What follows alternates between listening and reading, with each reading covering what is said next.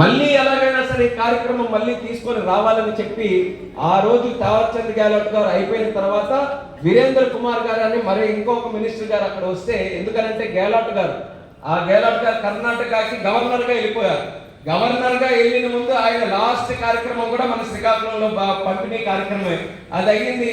ఆ గెహ్లోట్ గారేమో గవర్నర్ గా అయ్యారు. కొత్త మంత్రి వచ్చారు. కొత్త మంత్రి వచ్చిన తర్వాత ఆయనకి ఫస్ట్ టైం వెళ్ళి నాకు ఈ పథకం మా జిల్లాకు కావాలంటే, పాత పథకం ఎలాగో ఈయనకి చేసినట్టు తెలియదు కదా, సో కొత్తగా మళ్ళీ మా పథకం తీసుకొని రావండి లెటర్ రాసి పెడితే ఆయన ముందు బాగానే తీసుకొని సరేలే చేద్దామని చెప్పారు.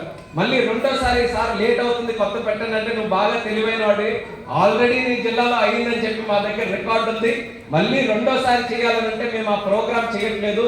దేశంలో ఎన్ని జిల్లాలు ఉన్నాయో అన్ని జిల్లాలు మేము కవర్ చేసిన తర్వాత అప్పుడు కానీ ప్రతి ఒక్కరు కూడా లేదండి మాకు అదనంగా ఇంకా కావాలని రెండోసారి అడిగితే అప్పుడు మేము నిర్ణయం తీసుకొని మళ్ళీ మీకు కూడా ఇవ్వడం జరుగుతుంది. కానీ ఇప్పుడైతే మా దగ్గర ఆ ప్లాన్ లేదన్నారు.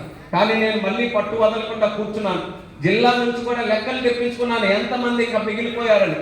ఆ లెక్కలతో మళ్ళీ లేఖలు రాసి మళ్ళీ ఢిల్లీలో పార్లమెంట్లో కూడా మాట్లాడి ఆయన తాలూకా రూమ్ దగ్గరికి కూడా వెళ్ళి ఆయన కూడా అనేక సందర్భాల్లో కలిసి రెండోసారి నాకు దేశంలో ఎన్ని చేశారని కాదు, మా శ్రీకాకుళంలో మాత్రం రెండోసారి కూడా మళ్ళీ మీరు చేయాల్సిందే అని పట్టు వదలకపోతే మళ్ళీ ఆయన ఎట్టి పరిస్థితుల్లో వదిలేటట్టు లేడు, ఇది మాత్రం నేను ఇవ్వకపోతాని 23లో మళ్ళీ 4 క్యాంపులు పెట్టాము.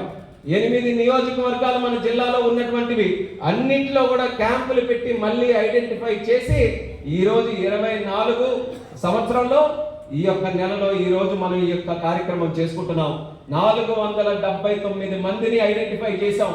మీ అందరినీ ఐడెంటిఫై చేసి సుమారు 800కు పైగా పరికరాలు మీ అందరికీ కూడా ఇస్తున్నాం. మరి యొక్క కార్యక్రమం చేసే అవకాశం మరొకసారి నాకు దక్కడం నిజంగా మనకి అదృష్టంగా నేను ఈ సందర్భంగా భావిస్తున్నాను. దానికి సహకరించినటువంటి కేంద్ర ప్రభుత్వానికి, మరి ముఖ్యంగా కేంద్ర మంత్రి వీరేంద్ర కుమార్ గారికి, ఆయనే ఉన్నారు ఈ రోజు వరకు కూడా మంత్రిగా, ఆయనకి కూడా ఈ వేదిక ద్వారా ప్రత్యేకమైనటువంటి ధన్యవాదాలు తెలియజేస్తున్నాను. గతంలో డబ్బులు సరిపోలేదన్నాను, ఎంపీ నిధులు ఇవ్వాల్సినటువంటి